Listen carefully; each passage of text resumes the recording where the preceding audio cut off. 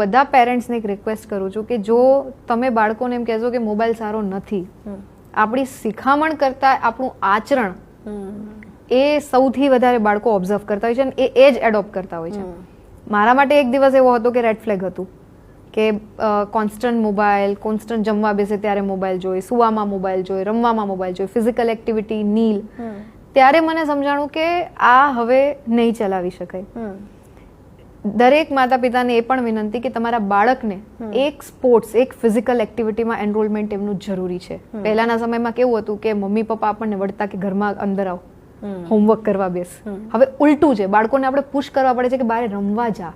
જી બરાબર, કોઈ સ્પોર્ટ્સ કરાવવું પડે ફરજિયાત. જે પહેલા ઇનબિલ્ટ હતું કે રમવાનું જ હોય ને, કેવું પડતું ભણવા બેસ. હા, ભણવા બેસ. હવે અલગ થઈ ગયું છે સિસ્ટમ.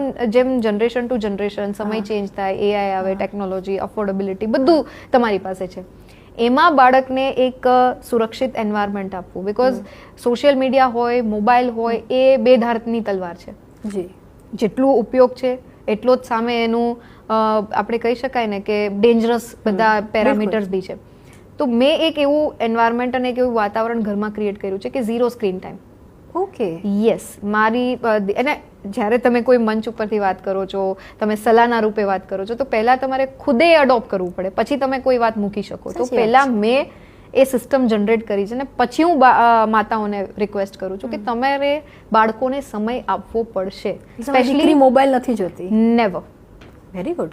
નેવર. એને ગમે છે, એને ડાન્સિંગ ગમે છે, એને સિંગિંગ ગમે છે, એને સ્પોર્ટ્સ ગમે છે, એ બધું કરે છે.